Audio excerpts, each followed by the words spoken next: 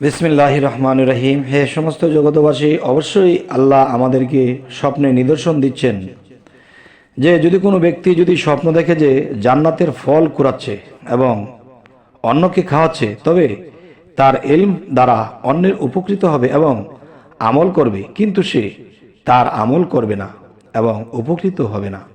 কথাটি অবশ্যই খেয়াল করবেন। এই পৃথিবীতে চলাকালীন অনেক মানুষকে দেখা যায় মানুষকে নামাজের জন্য, মানুষকে আল্লাহর ইবাদত করার জন্য আদেশ দান করে এবং মানুষকে বুঝিয়ে সুঝিয়ে আল্লাহর ইবাদতের দিকে দাঁড় করিয়ে দেয়, কিন্তু তিনি নিজে করছে না।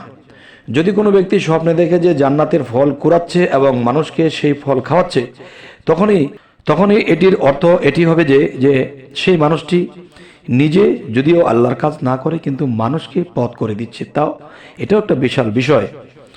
আচ্ছা, তো এবার আসবো, যদি কোনো ব্যক্তি স্বপ্নে দেখে যে জান্নাতকে দোজখে নিক্ষেপ করছে, যদি কেউ স্বপ্ন দেখে যে জান্নাতকে দোজখের দিকে নিক্ষেপ করছে, তবে সে কি বোঝা যাবে? সেটি হলো, দেখুন, সে বাগান বিক্রি করবে এবং তার মূল্য বা টাকা খাবে। আচ্ছা, তো এবার আসি, যদি কেউ স্বপ্নে দেখে যে হাউজে কাউসারের পানি পান করছে, তার সে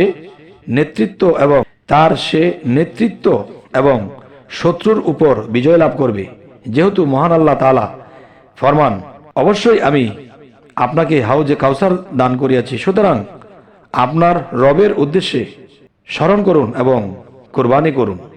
এখন একটি বিষয়, যেমন নামাজ ফার্সি শব্দ বাংলায় এসেছে স্মরণ করা, তাহলে অবশ্যই আমি আপনাকে হাউজে কাউসার দান করিয়াছি, সুতরাং আপনার রবের উদ্দেশ্য নামাজ পড়ুন বা আপনার রবের উদ্দেশ্যে স্মরণ করুন এবং কুরবানি করুন। এই যে কুরবানি কথাটা বলা হয়েছে, সেই কুরবানিটা হলো যে শরীয়তের ভাষায় যেমন মহিষ, দুম্বা, খাসি, উট, ভেড়া, কিন্তু এখানে হাকিকতের দেশে গেলে এই কুরবানি হবে, এই কুরবানিটি হবে যে মানুষের 6টা রিপু, লোভ, লালসা, কাম, বাসনা, বিভিন্ন খারাপ উদ্বেগ যে মানুষের মধ্যে জেগে ওঠে, সেগুলোকে কুরবান করা, সেই খারাপ মনকে, খারাপ দৃষ্টিকে কুরবান করা।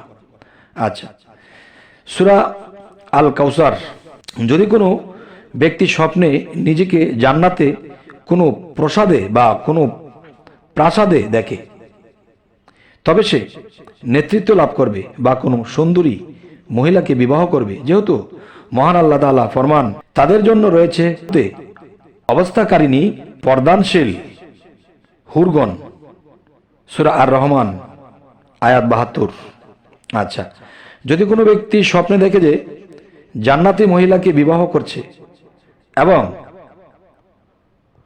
গোলমান ও বালকেরা চতুর্দিকে ছুটাছুটি করছে, তবে রাজত্ব এবং নিয়ামত লাভ করবে, যেহেতু মহান আল্লাহ তাআলা বলেন, এবং তাদের চারদিকে ঘোরাফেরা করবে চিরকুমার বালকেরা এবং তারা সেখানে চিরদিন থাকবে। সূরা আদ দাহার আয়াত 19। তবে হে সমস্ত জগতবাসী, আজকের এই আলোচনাটি স্বপ্নের ব্যাখ্যার মাধ্যমে কোরআনের আয়াতের সাথে মিল দিয়ে বলা হলো। অবশ্যই আপনারা চেষ্টা রাখবেন যেন স্বপ্নের ব্যাখ্যা আমরা বুঝে চলতে পারি। তো আমাদের চ্যানেলটি যদি ভালো লাগে অবশ্যই সাবস্ক্রাইব করে রাখবেন, পরবর্তীতে যেন ভালো আলোচনা এনে দিতে পারি। সকলেই ভালো থাকবেন। আল্লাহ হাফেজ।